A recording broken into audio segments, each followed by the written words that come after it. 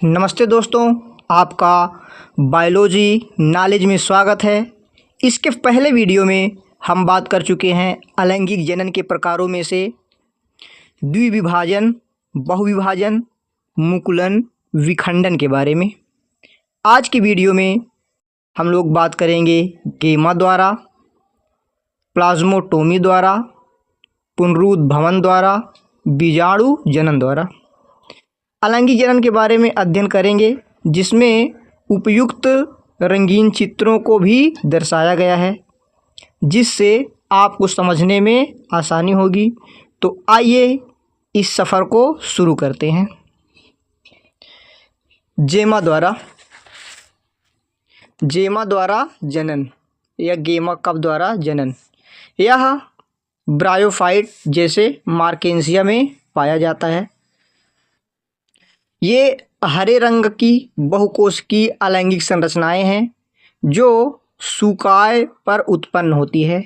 ये मात्र पौधे से अलग होकर नए पौधों को जन्म देती है। गेमा कप में गेमा बनते हैं और ये अलग होकर नए पौधे का निर्माण करते हैं। ये है गेमा कप। यही गेमा कप पौधे से पृथक हो जाता है और नए जीव का निर्माण कर देता है।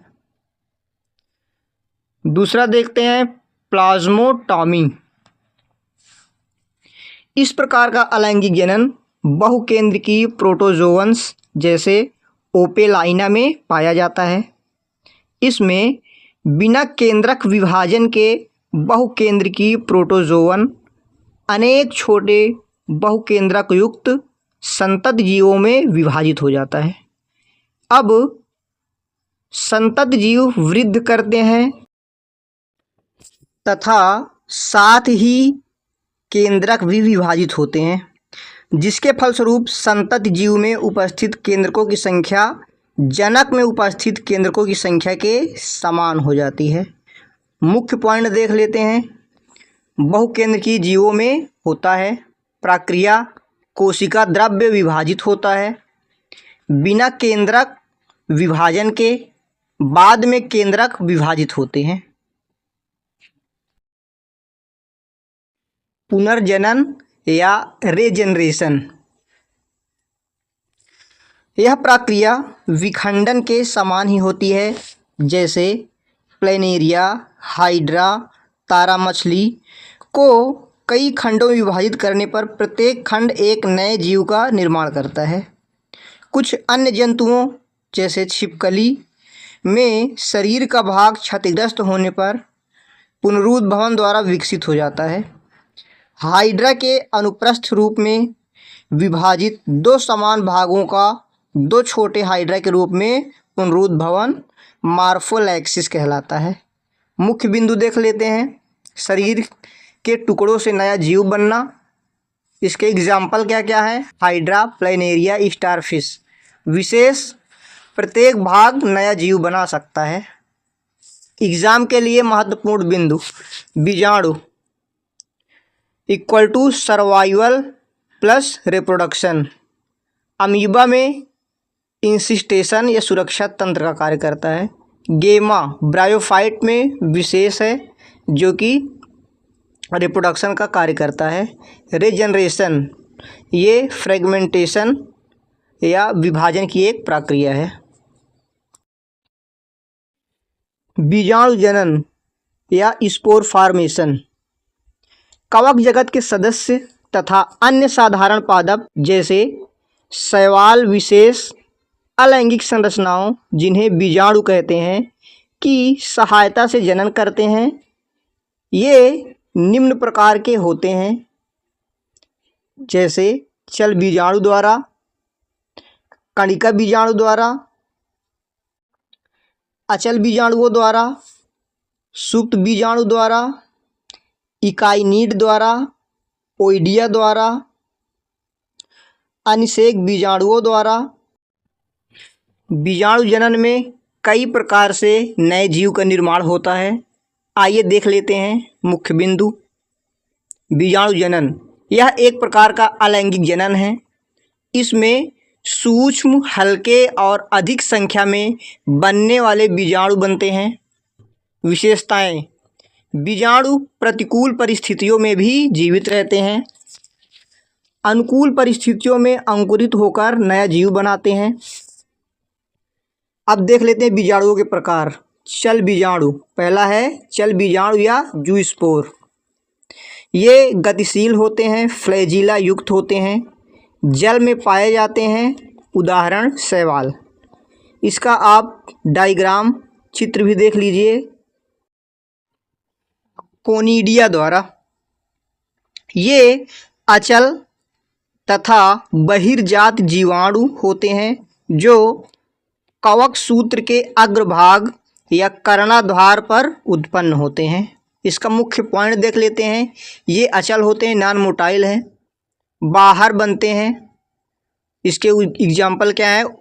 फफूंद। अब देख लेते हैं अचल बीजाणु।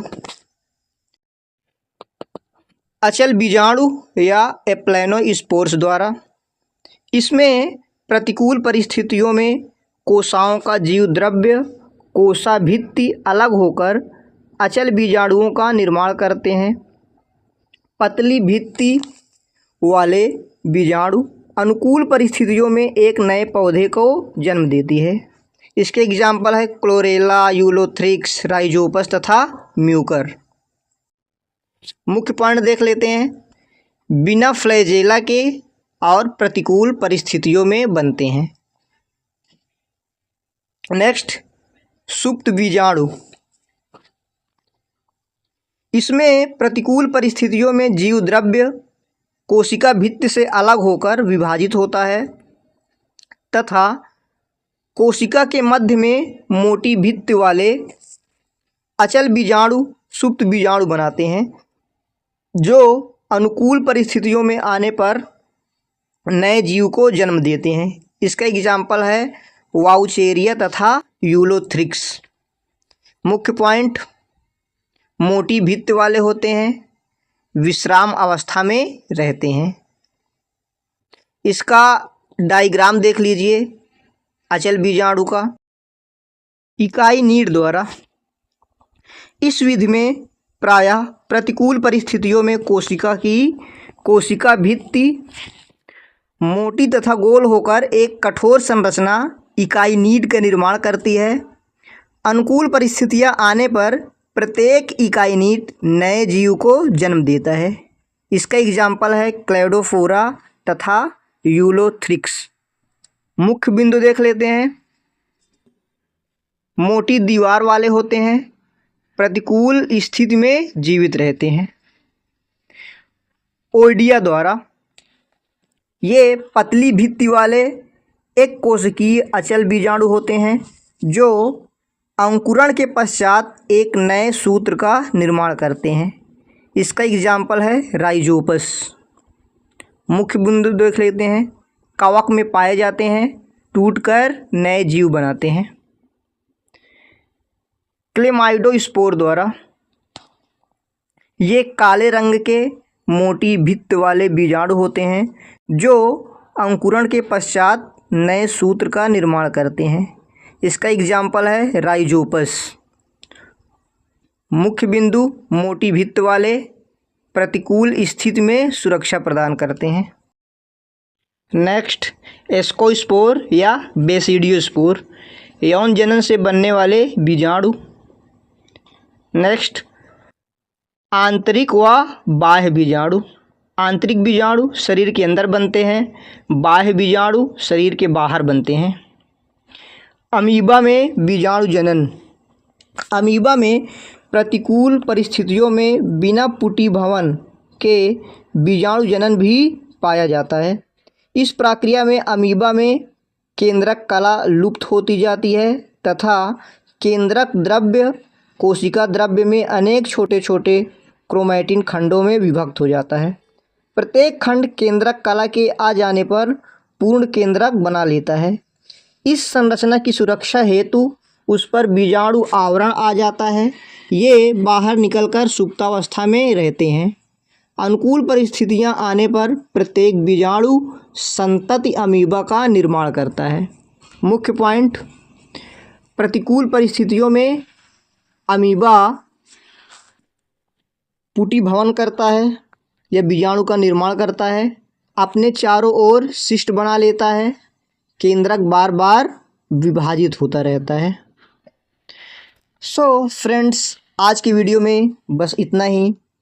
फिर मिलते हैं अगले वीडियो में एक नए टॉपिक के साथ। अगला टॉपिक है कायिक जनन या वेजिटेटिव रिप्रोडक्शन। तब तक के लिए नमस्कार।